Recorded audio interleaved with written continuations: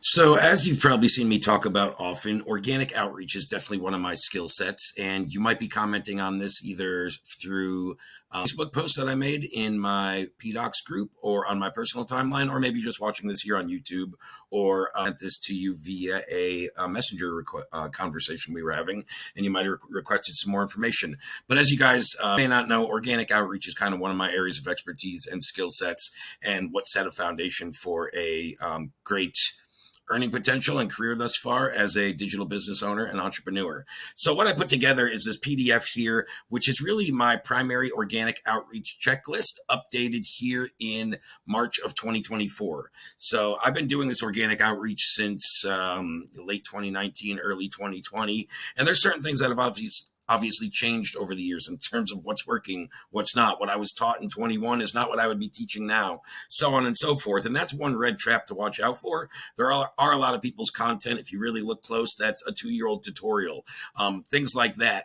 And some maybe in little instances if the strategy or the overarching thing didn't change, but anything that tweaks, I like to make updated resources. And that's kind of what this is. And I don't want to spend a lot of time here, but really quickly, the three main steps are understanding how to prime your profile, which consists of 4 key components. And there's tutorials covering those. So there's the 4 components there. I'll run through it super quickly. You should have a cover photo that represents your brand, your offer, or people get a clear image of exactly what this guy does by looking at that. Maybe you have a call to action or a link to your Facebook group or your booking funnel or your testimonial reel or whatever that is right in your cover photo. Profile picture, I like to say something that's nice and relatable to the audience that you may be adding to your timeline and to your friends list going forward.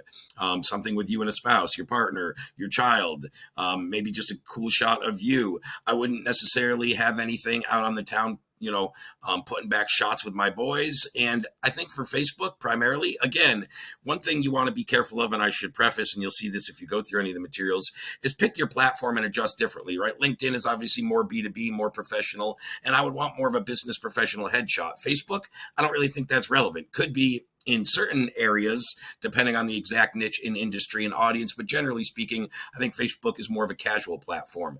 LinkedIn, I consider more of a short form video platform where you should be using short video content and you should be going after a younger demographic if that's your platform. So choosing your platform is also important.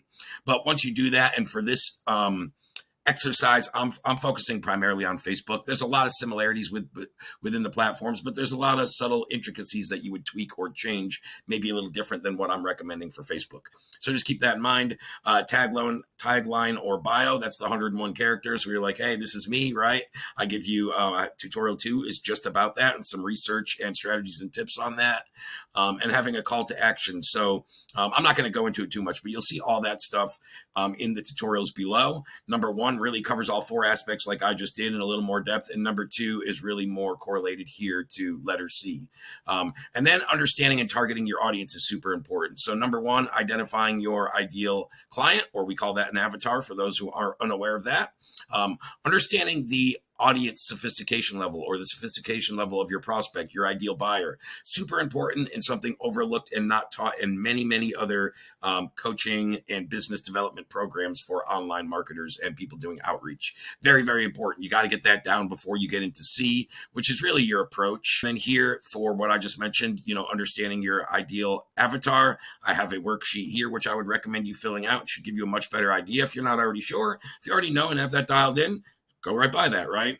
A tutorial on understanding sophistication and awareness levels. And then we dive into step number 3, which is effectively our strategy and our game plan for outreach. What works, what's effective, what's efficient, and what do I need to do? So you need to know your metrics and your activity and what you should be focused on. And if you'll see down below, tutorial number 2, setter accountability tracking, it correlates right with this.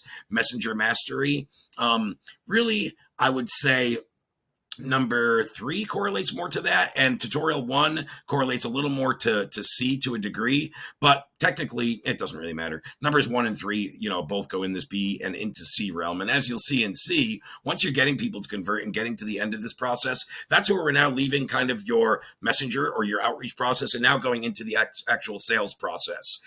So if you're at that stage or you get to that stage and you're executing and you want to see some training or understanding sales processes and the micro commitments we use internally for all of our companies and all of the brands that we've worked with and consult in, I'd be happy to share that.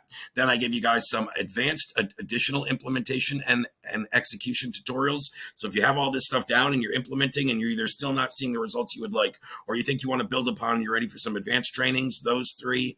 And then lastly is a bonus resource that in the past, I've pretty much always charged for this, either in my paid programs or people have just bought this document as a one-off on a Black Friday special for $7 or $17 or whatever we charged. But this is a really cool appointment setting guide and the whole SOP, which stands for Standard Operating Procedure, built right into the link there. So anybody that wants this, again, if you're watching this on YouTube, this will be right in the description below. Just click on the link to the PDF. And if you're watching anywhere else, just comment PDF right below this in the comments, and I'll get it right over to you.